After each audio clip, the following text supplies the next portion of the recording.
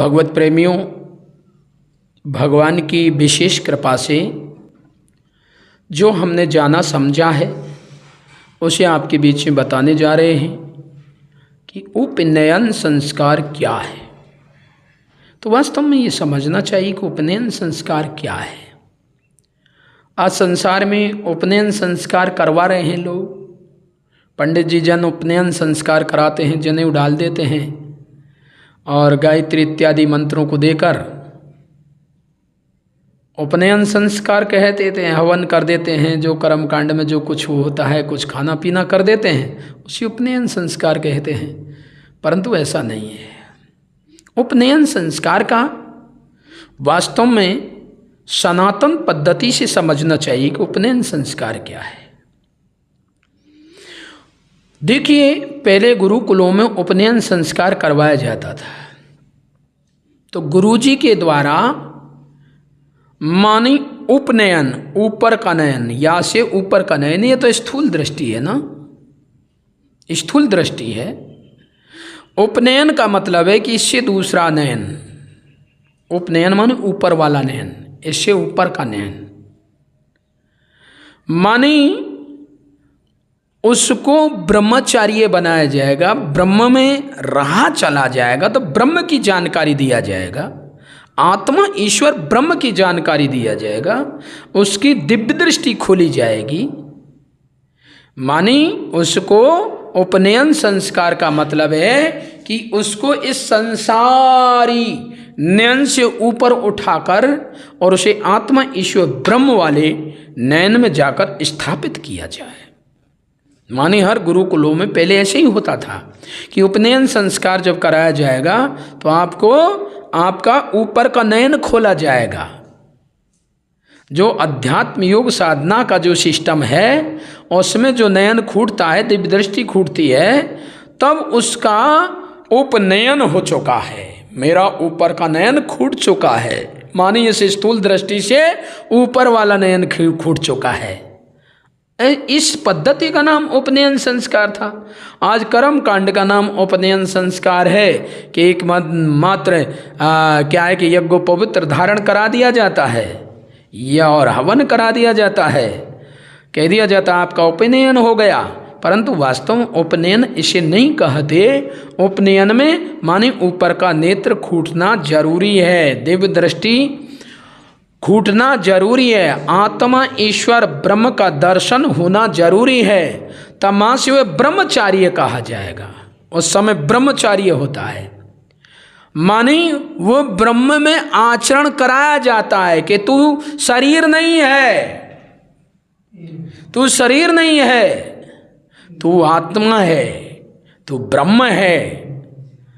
तू ये भिखमंगा मत बनिए, तू बहुत बड़ा शक्ति वाला है, तू परमात्मा का बेटा है, तू शारीरिक बेटा नहीं है। तेरा उपनयन संस्कार जब हो रहा है तो ऊपर के नयन से देख, तू तेरा डायरेक्ट लिंक आत्मा और परमात्मा से है, ब्रह्म शक्ति से है। इसलिए उसी ब्रह्म शक्ति में जाकर बैठ, ऊपर के नयन को खोल। गुरुजी जब ऊपर के नयन को खोलता था तब उसका उपनयन संस्कार माना जाता था, किया जाता था। लोग जब उस उपनयन संस्कार को करवा लेते थे तो इस संसारी जीवन में कोई जीता भी था तो ब्रह्म में जिसका जीवन रहेगा वे अत्याचार, भ्रष्टाचार, ये घूसखोरी, ये नाना प्रकार की गड़बड़ियां होने की संभावना कदापि नहीं हो सकती हैं, क्योंकि उपनयन में विदम होती है। अब उपनयन हो ही नहीं रहा, उसके नाम पर कर्म कांड हो रहा है, तो फिर लोगों में लोभ, लालच, भय, टेंशन सब भरा हुआ है। जबकि उपनयन संस्कार में ये बताते थे, भाई आप वास्तव में ब्रह्म शक्ति हो, दिव्य शक्ति हो, तुम ये शरीर नहीं हो। शारीरिक चिंताओं से आप मत जूझिए, आप में तो सारी दैवीय क्षमता भरी हुई है। आप वास्तव में ब्रह्म में रहिए, ब्रह्मचारी बनिए, आप आत्मा ईश्वर ब्रह्म में रहिए। आपको काल भी नहीं खाएगा, काल भी आप पर नहीं टकराएगा। आप किससे डर रहे हो, किससे घबरा रहे हो? तुम केवल पेट की चिंता कर रहे हो, तो उसमें अमृत भी तुझे मिलेगा। तू संसारिक भोगों की चिंता कर रहा है, तुझे दिव्य भोग मिलेंगे। इस प्रकार से उस शिष्य को परिपक्व बनाया जाता था, एक श्रेष्ठ बनाया जाता, ब्रह्मचारी बनाया जाता था। ब्रह्मचारी जो होगा वही धर्म रक्षक होगा ना, वही वीर कहा जाएगा ना। इसलिए उपनयन संस्कार का मतलब है कि आपके इन नयनों से ऊपर वाला नयन खोला जाए।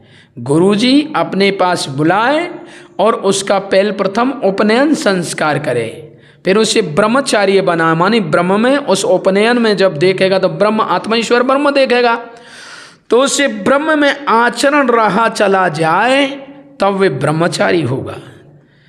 देखिए, मैं संसारी नहीं हूँ, मैं ब्रह्म में स्थित हूँ। यदि मुझसे छेड़खानी करोगे ठीक नहीं होगा। इसलिए वो दंड लेकर घूमता था। पहले उसको दंड भी दिया जाता था और उसके पास कोई चिंता नहीं, कोई भय नहीं, कोई टेंशन नहीं। गुरु की आज्ञा के अनुसार, जो गुरुजी कहता था उसी के आज्ञा के अनुसार वह कार्य करता था और ब्रह्म में स्थित रहता था। इसलिए उस समय समाज जब ऐसा हो जाता है तो उस समय समाज खुशहाल प्रसन्न तरीका से रहेगी। कोई प्रकार का उन्होंने दुख कष्ट तकलीफ नहीं होगी। ये संसारी जो रोग धोग हैं ये कब से हैं? जब से हम ब्रह्म के आचरण को छोड़ बैठे हैं, ब्रह्मचारी से भ्रष्ट हो गए हैं, गिर गए हैं, तभी से तो गृहस्थ हो गए हैं। नहीं तो वास्तव में हमको ब्रह्मचर्य रहना चाहिए, उपनयन संस्कार वाले होना चाहिए। उपनयन संस्कार वही तो कराएगा जो जिसका उपनयन पहले छूट चुका होगा। और गुरुजी का ही उपनयन संस्कार नहीं हो रहा तो शिष्य का क्या उपनयन संस्कार करा देगा? केवल यज्ञ पवित्र धारण करने से उपनयन संस्कार हो गया? उपनयन संस्कार का ही मतलब है दिव्य दृष्टि को खोलना, ध्यान साधना के अंतर्गत उसे दिव्य दृष्टि दिखाना, उसके बाद में धर्म की बातें बताना, धर्म की पढ़ाई कराना। और तब कहीं वे यदि ब्रह्मचर्य से गिरता है तो फिर गृहस्थ में चला जा, केवल 25 वर्ष के लिए, फिर पुनर्लौट, गिरे में ही मत रहे। इसलिए जब वह ब्रह्म में रहे चलेगा, जब 25 साल वे ब्रह्मचर्य रहेगा तो फिर संसार में वे गलत काम नहीं कर पाएगा, दूसरे के संग में गलत काम नहीं कर पाएगा। वो समझेगा कि सब लोग ब्रह्म हैं, मानी परमात्मा के ही अंश हैं, इसलिए मैं किसके संग में घटियाई करूं, मैं किसके संग में गलत करूं, क्योंकि उसमें रह चल रहा है ना। अब यह मान तो सब रही है कि हम सब भगवान के अंश हैं, पर केवल रह नहीं चल रहे उसमें, उसका प्रैक्टिकल नहीं है। इसलिए सब सबके साथ घटाई करने लग रहे हैं। चोरी, बेईमानी, घुसखोरी, ये सब किसका कारण है? ये वास्तव में विद्या तत्व पद्धति को आज समझ ले समाज, तो फिर वही सतयुग दिखेगा आप लोगों को। इसलिए भगवत कृपा से उपनयन संस्कार दिव्य दृष्टि, आत्मा ईश्वर ब्रह्म के दर्शन को, जो उस दृष्टि को खोल देता है, दिव्य दृष्टि को खोल देता है, ऊपर के नयन को खोल देता है, उसी का नाम हिंदू संस्कृति में उपनयन संस्कार के नाम से कहा गया है।